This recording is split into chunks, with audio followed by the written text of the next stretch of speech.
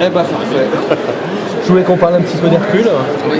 Peut-être comment est déjà est née l'idée du projet et puis de la collaboration avec Jean-David Morvan. Alors, on va dire que c'est nous, Jean-David Morvan, qui est venu chercher, qui est venu chercher le poisson. On avait déjà, déjà, comment dire, communiqué. Justement, c'est lui ensuite qui a porté le projet.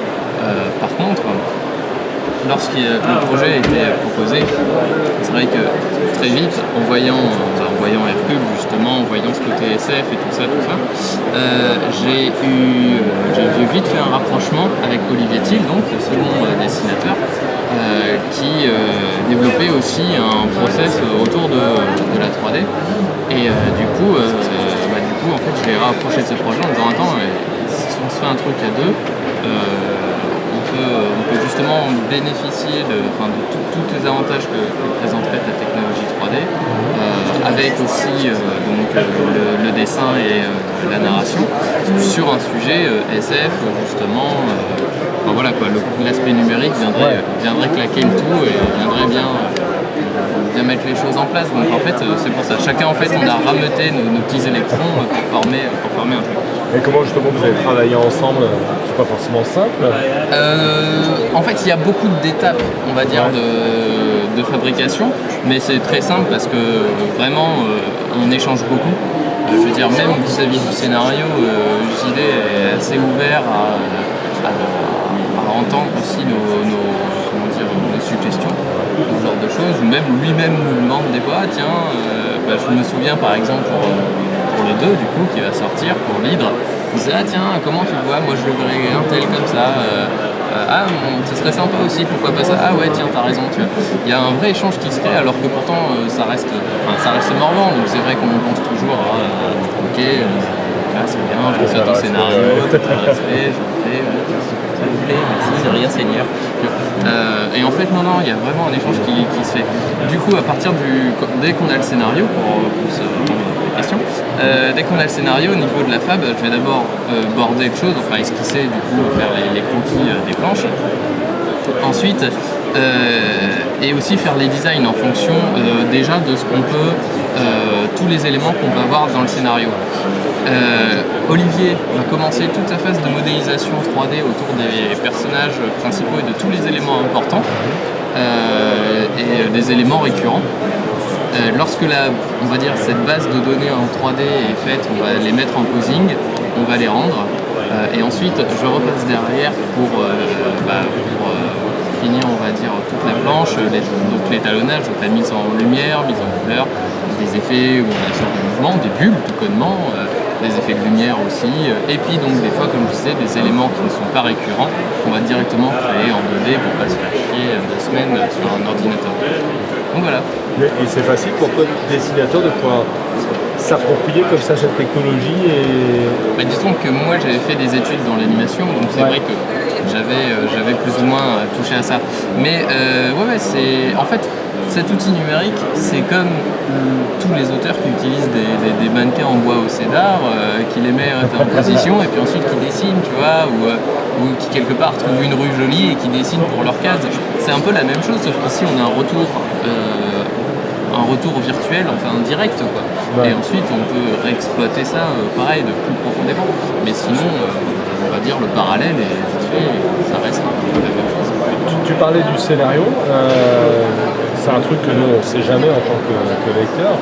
Dans le décor, dans la planche, qu'est-ce qui est vraiment noté dans le scénario et qu'est-ce que tu rajoutes est-ce qu'il y a des choses que tu rajoutes de ton propre fait, des détails, des petits trucs Ouais, alors sur Hercule, c'est pas le bon exemple. Ce que je veux dire par là, c'est qu'il y a beaucoup de choses en fait, justement, comme je disais tout à l'heure, vu qu'il y a l'outil numérique qui prend beaucoup de temps, alors c'est pour ça qu'on se règle petit à petit, mais le scénario, on va toujours tendre à essayer de modifier des fois la mise en scène, ne pas trahir ce que fait Jean-David, mais toujours un peu tendre vers la facilité de fabrication, quand même, pour que ce soit quand même plus simple le process à tout faire par derrière. Mais sinon pareil, tu vois, je parlais d'échange, Jean-David est super aussi ouvert à ça, et des fois quand tu as une idée où quand tu te dis ouais mais là par exemple bon Jean-David il écrit, il est gentil, j'avais eu le même souci sur la geste avec Ange, ils écrivent des pavés comme ça et tu dis mais là j'ai 12 cases en clair et bon sur la page ça va faire un peu ça va faire un peu chargé, tu vois, un peu un gaufrier immonde donc je vais essayer de ces bulles-là, enfin tu vois ces deux cases-là, je peux les recouper en une et mettre comme ça le décor, histoire de aérer le tout. Et enfin voilà, c'est presque comme un puzzle un petit peu que tu fais pour certaines pages. Pour pouvoir te faire respirer l'album ou ce genre de choses des fois, ou gagner même des fois des cases justement pour pouvoir aérer un autre moment dans l'album. Hercule, personnage ultra classique, vu, revu. Est-ce que du coup ça n'avait pas presque une pression supplémentaire ou est-ce que tu as regardé des films comment on s'approprie un personnage comme ça qui est si célèbre, En fait, quelque part c'est une aubaine. C'est une aubaine, un peu la même aubaine par exemple que j'avais pu faire sur Blanche-Neige ou quoi que ce soit, dans le sens où c'est un personnage à licence, dans le sens où les gens limite achètent pas Hercule pour Hercule, tout le monde connaît le mythe, mais ils achètent, tiens, comment ils ont raconté le mythe. Donc ça déjà c'est super cool et c'est quelque part aussi une joie de pouvoir jouer en fait, de pouvoir détourner, chercher le petit truc qui va faire qu'on le raconte autrement. Donc ça en fait c'est plus ça qui est super intéressant plutôt que la pression de reprendre un héros, on sait que ça va être regardé justement comme je le dis, mais après il n'y a pas il n'y a pas plus de thunes je pense que bref. Mais on a pas fait un personnage chétif. Hercule de toute façon non, pas. mais oui, et puis voilà, prendre chaque élément de la Grèce antique puis de le détourner de façon futuriste. On est plutôt dans un futuriste. Alors on n'est pas chez Ulysse 31, on est plutôt entre la crasse, la sueur, le sang, enfin on est plus proche quelque part d'un côté métal hurlant que justement quelque chose de très lisse. Non mais c'est toujours enrichissant. On te connaissait pas mal pour la fantasy. En science-fiction, des influences, des livres de chevet, des films de chevet, des auteurs, des graphistes. Ce qu'il y a c'est que forcément, de toute façon maintenant on papillonne beaucoup sur internet, il y a beaucoup de choses qu'on voit à droite à gauche. Aussi bien dans l'illustration, et alors en plus, on va dire, la génération du jeu vidéo, forcément aussi, c'est une grosse source d'inspiration. Et où, en fait, c'est l'histoire qui va forcément induire la voie graphique que tu vas prendre. Donc, l'inspiration, elle vient d'abord du scénario, et puis ensuite, en regardant à droite à gauche, après, moi, comme je parlais de Métal Hurlant, par exemple, c'est vrai que même ça se ressemble pas forcément, mais des gens comme Druyer, pour moi, c'est vraiment source d'inspiration, mais dans peut-être ce côté violent, mais dans le graphisme, on va pas forcément retrouver la même chose. Donc oui, l'aspiration, on l'a un peu partout, des fois on se balade et puis tiens, ça ce serait cool pour la planche 7. Tiens, ce serait cool pour la planche 7, donc l'inspiration elle est un peu n'importe où, puis comme on disait, ça dépend surtout du scénario, parce qu'on va pas raconter du coup la même chose. T'es parti pour longtemps, il y a 12 travaux. Alors normalement, on est censé, si tout se passe bien, avoir un tome par travaux. Donc, d'ailleurs, un travail ou un travail. Bon, bref. Donc oui, normalement, c'est une longue. C'est quoi? Alors, ça aussi, c'est une aubaine ou au contraire, c'est une pression un peu supplémentaire en disant, oula, j'en ai pour 12 ans là. Disons que. Quelque part, c'est une aubaine, comme ça, t'es sûr d'avoir du taf pendant 12 ans.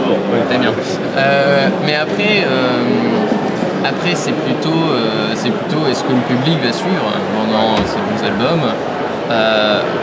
Est-ce que le public va suivre? Est-ce que l'éditeur va arrêter au milieu? Ce qui à ce moment-là, t'as forcément le lectorat, on n'a jamais notre fin. Mais surtout que si tu as commencé à faire 4 tomes pour chaque travaux et que tu sais par exemple que, imaginons, le 6e ou le 7e c'est le dernier, tu vas pas raconter les 3 derniers en un tome.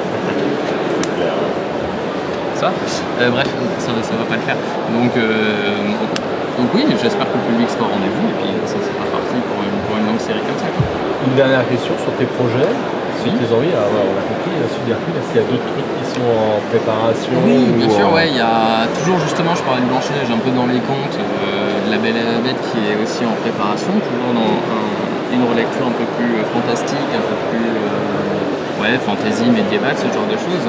Et puis aussi, on a d'autres projets, on va dire, qui ne sont pas encore concrétisés là, mais enfin, même pas concrétisés, si, mais disons que on les garde un peu en suspens.